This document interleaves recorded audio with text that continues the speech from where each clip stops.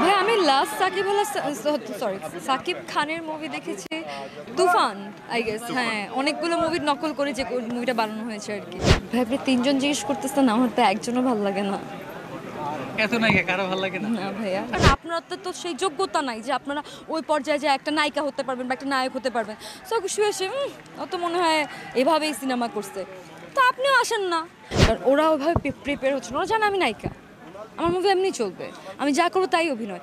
এই যে একটা কনফিডেন্ট, এই কনফিডেন্টের জন্য আমার মনে হচ্ছে ওরা আস্তে আস্তে পিছিয়ে পড়ছে। না আলহামদুলিল্লাহ, আগের থেকে অনেক বেটার করে আমাদের বাংলাদেশের ইন্ডাস্ট্রি।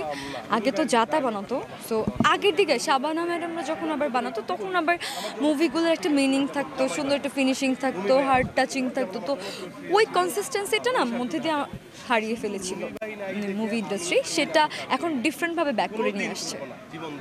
যদি বলি যে অভিনয়ে কাকে ফলো করে না? ভাই আসলে আমি র্যাম্প মডেল, তো আমি অভিনয় কাউকে ফলো করি না, বিকজ আমার কোনো আলটিমেট গোল নাই মুভি করা বা বড় ছোট পর্দায় কাজ করার, এরকম কোনো প্ল্যান নেই। বাংলাদেশে অনেক ট্যালেন্টেড মানুষ আছে, ট্যালেন্টেড মেয়ে আছে যারা থিয়েটার করছে।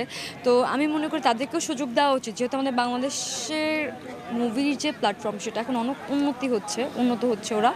সো ওদেরও উচিত বাংলাদেশের ভেতর থেকে ট্যালেন্টগুলোকে বের করে নিয়ে এসে এটাকে ইউটিলাইজ করা। মানে অলরেডি যেই মানুষটা স্টার তাকে এনে তো আর প্রমোট করে লাভ নেই। আমাদের বাংলাদেশ থেকে আমাদের কিছু প্রতিভাবান ব্যক্তিদেরকে আমাদের খুঁজে বের করতে হবে, নায়ক বলেন নায়িকা বলেন। এখানে কি কোনো ত্রুটি রয়েছে কিনা বাংলাদেশের নায়িকাদের, কি মনে হয় আপনার কাছে?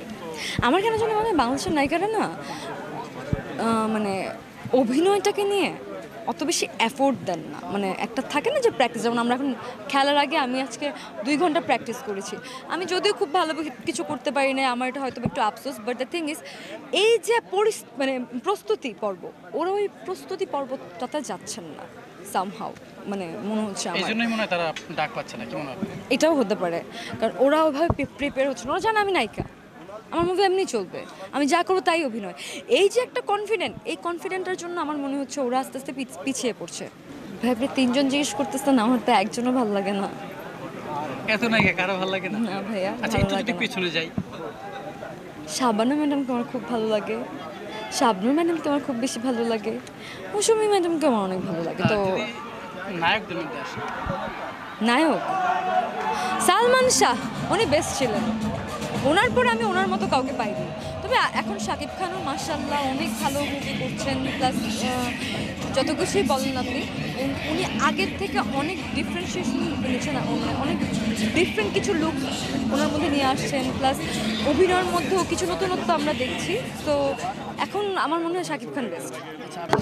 আপনারা সবাই জানেন কেন অনীহা, একটা ভালো ফ্যামিলি থেকে এসে মিডিয়াতে সার্ভাইভ করা ইট কোয়াইট চ্যালেঞ্জিং, বিকজ বাংলাদেশের মিডিয়াটাকে বাংলাদেশের মানুষরাই খুব নোংরাভাবে প্রতিস্থাপন করে বা উপস্থাপন করে। একটা যেমন ধরেন ভাইয়া, গিভ অ্যান্ড টেকের তেমন আসলে কোনো ব্যাপারই থাকে না। এই সব জায়গার মধ্যে খারাপ ভালো আছে, আপনি কোনো ভালো জায়গায় জব করতে যাবেন, এখানে বসের খারাপ অফার থাকতে পারে, তাই না? কিন্তু দিন শেষে আমরা মিডিয়ার মানুষরাই খারাপ হই কেন? কারণ আমাদেরকে মানুষ চিনে। আমি যদি বলেন প্রত্যেকটা সেক্টরে আছে, এটার সাথে মিডিয়ার কোনো সম্পর্ক নাই। আমি একদম বাংলা ভাষায় উচ্চারণ করে বলছি, নষ্টামি সব জায়গায় আছে, এটার সাথে মিডিয়ার কোনো সম্পর্ক নাই। নষ্টামি হচ্ছে আপনাদের মনে, ঠিক আছে? আপনারা নিজেদের লাইফ থেকে আপনারা যেগুলো নিয়ে ট্রমা খাইছেন, আপনারা মনে করেন কি ওরও মনে হয় লাইফে সেমটাই হয়েছে, ও মনে এইভাবেই আসছে। The thing is go get a life. Okay, আমি সবাইকে এতটুকুই বলবো, আপনাদের নিজেদের স্বামী সংসার নিয়ে ব্যস্ত থাকেন না ভাই, আর আপনার স্বামীর আপনার বউ সংসার নিয়ে ব্যস্ত থাকেন না। মিডিয়াতে কে কার সাথে গিভ অ্যান্ড টেক করছে না করছে এটা ওদের ব্যক্তিগত ব্যাপার, আর আদৌ করছে কিনা আপনারা জানেনও না। শুধু জল্পনা কল্পনা করে করে, কারণ আপনারা তো সেই যোগ্যতা নাই যে আপনারা ওই পর্যায়ে যে একটা নায়িকা হতে পারবেন বা একটা নায়ক হতে পারবেন। সো শুয়ে এসে অত মনে হয় এভাবেই সিনেমা করছে, তো আপনিও আসেন না, আপনিও সেইভাবে সেম করে চেষ্টা করে দেখেন না আপনারা করতে পারেন কিনা। ভাই সিনেমা করতে যোগ্যতা লাগে, কনফিডেন্ট লাগে, ঠিক আছে?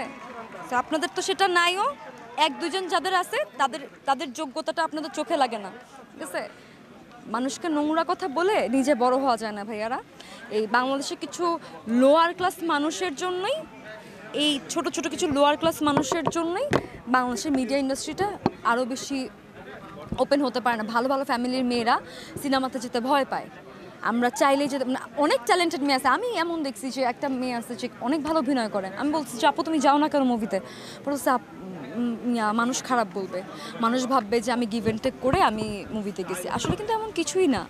তো দেখেছেন ভয়টা কোত্থেকে আসছে? তো ব্যাপারটা হচ্ছে এইটাই যে আমরা চাইলেও অনেক কিছু করতে পারি না, কারণ লোকে কি বলবে এই চিন্তা করে, কারণ আমরা তো সমাজ নিয়ে থাকি ভাই, আমাদের না মেনে নিতে হবে যে আমাদের বাংলাদেশের যে সমাজ ব্যবস্থা খুবই অনুন্নত।